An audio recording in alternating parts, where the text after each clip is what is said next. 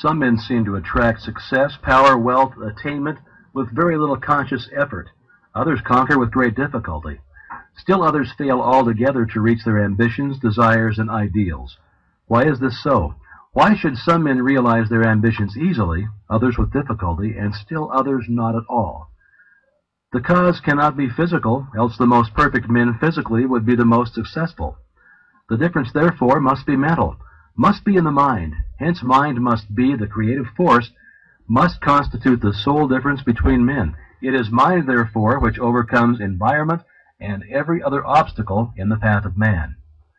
When the creative power of thought is fully understood, its effect will be seen to be marvelous.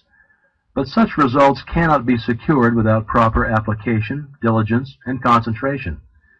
The student will find that the laws governing in the mental and spiritual world are as fixed and infallible as in the material world. To secure the desired results, then, it is necessary to know the law and to comply with it. A proper compliance with the law will be found to produce the desired result with invariable exactitude. The student who learns that power comes from within, that he is weak only because he has depended on help from the outside, and who unhesitatingly throws himself on his own thought, instantly rights himself, stands erect, assumes a dominant attitude, and works miracles.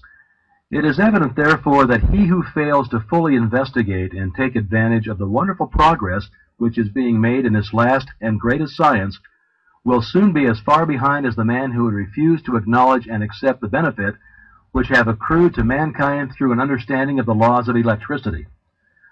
Of course, mind creates negative conditions just as readily as favorable conditions, and when we consciously or unconsciously visualize every kind of lack, limitation, and discord, we create these conditions. This is what many are unconsciously doing all of the time. This law, as well as every other law, is no respecter of persons, but is in constant operation and is relentlessly bringing to each individual exactly what he has created. In other words, whatsoever a man soweth, that shall he also reap. Abundance, therefore, depends upon a recognition of the laws of abundance, and the fact that mind is not only the creator, but the only creator of all there is. Certainly nothing can be created before we know that it can be created and then make the proper effort. There is no more electricity in the world today than there was 50 years ago. But until someone recognized the law by which it could be made of service, we receive no benefit. Now that the law is understood, practically the whole world is lit by it. So with the law of abundance, it is only those who recognize the law and place themselves in harmony with it who share in its benefits. The scientific spirit now dominates every field of effort. Relations of cause and effect are no longer ignored. The discovery of a region of law marked an epoch in human progress. It eliminated the element of uncertainty and caprice in men's lives, and substituted law, reason, and certitude. Men now understand that for every result there is an adequate and definite cause, so that when a given result is desired, they seek the condition by which alone this result may be attained. The basis upon which all law rests was discovered by inductive reasoning, which consists of comparing a number of separate instances with one another until the common factor which gives rise to them all is seen. It is the method of study to which the civilized nations owe the greater part of their prosperity and the more valuable part of their knowledge. It has lengthened life. It has mitigated pain. It has spanned rivers. It has brightened the night with the splendor of day. It's extended the range of vision, accelerated motion, annihilated distance, facilitated intercourse, and enabled men to descend into the sea and into the air. What wonder, then, that men soon endeavored to extend the blessing of this system of study to their method of thinking, so that when it became plainly evident that certain results followed a particular method of thinking, it only remained to classify these results. This is method and is scientific, and it is the only method by which we shall be permitted to retain that degree of liberty and freedom which we've been accustomed to look upon as an inalienable right, because a people is safe at home and in the world only if national preparedness means such things as growing surpluses of health, accumulated efficiency in public and private business of whatever sort, continuous advance in the science and art of acting together, and the increasingly dominant endeavor to make all of these and all other aspects of national development centers and revolve about ascending life, single and collective, for which science, art, and ethics furnish guidance and controlling motives.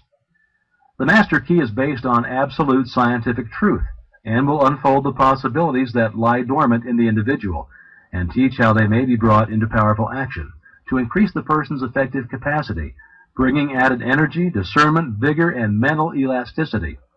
The student who gains an understanding of the mental laws which unfolded will come into the possession of an ability to secure results hitherto undreamed of, and which has rewards hardly to be expressed in words. It explains the correct use of both the receptive and active elements of the mental nature, and instructs the students in the recognition of opportunity.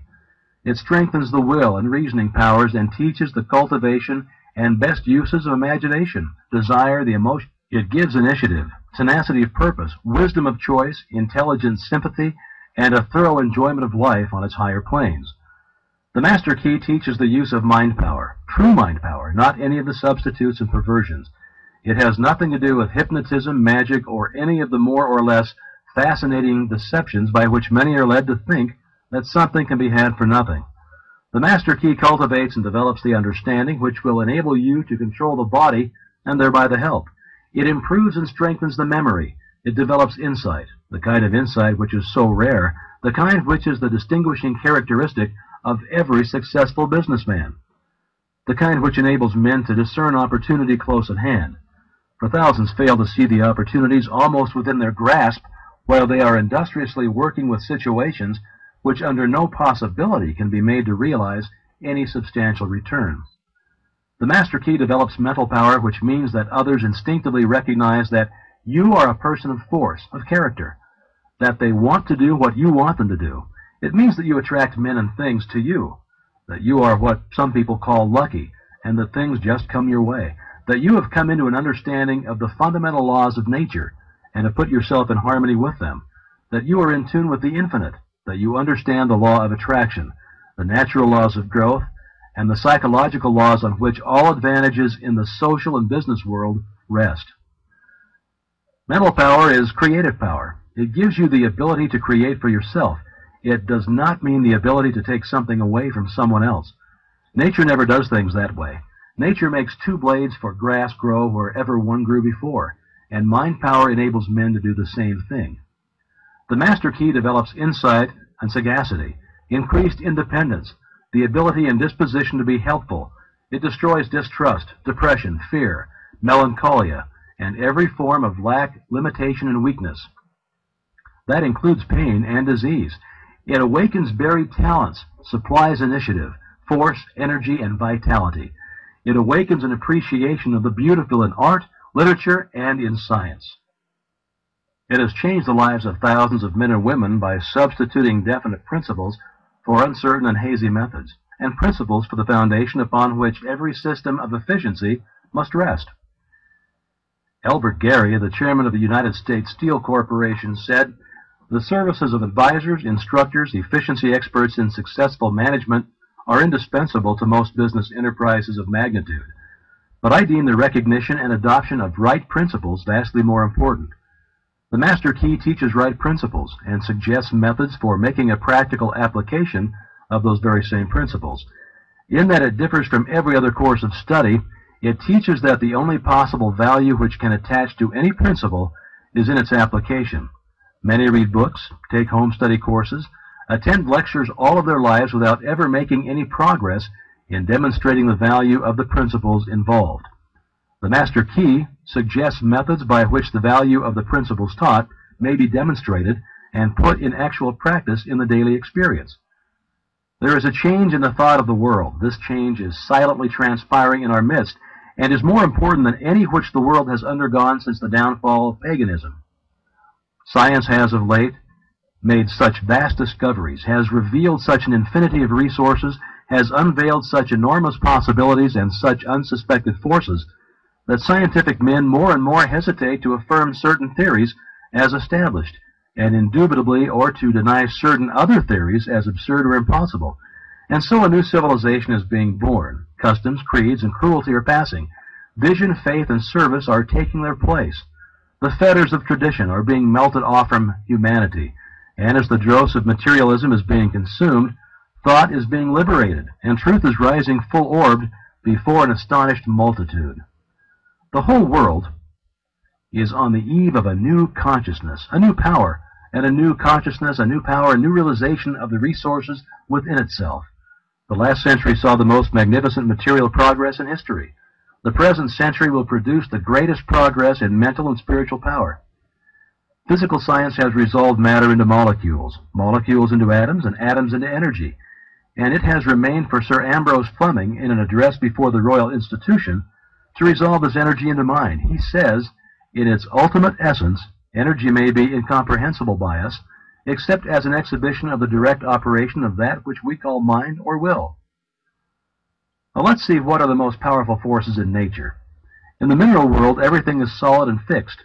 In the animal and vegetable kingdom, it's in a state of flux, forever changing, always being created and recreated. In the atmosphere, we find heat, light, and energy. Each realm becomes finer and more spiritual as we pass from the visible to the invisible, from the coarse to the fine, from the low potentiality to high potential.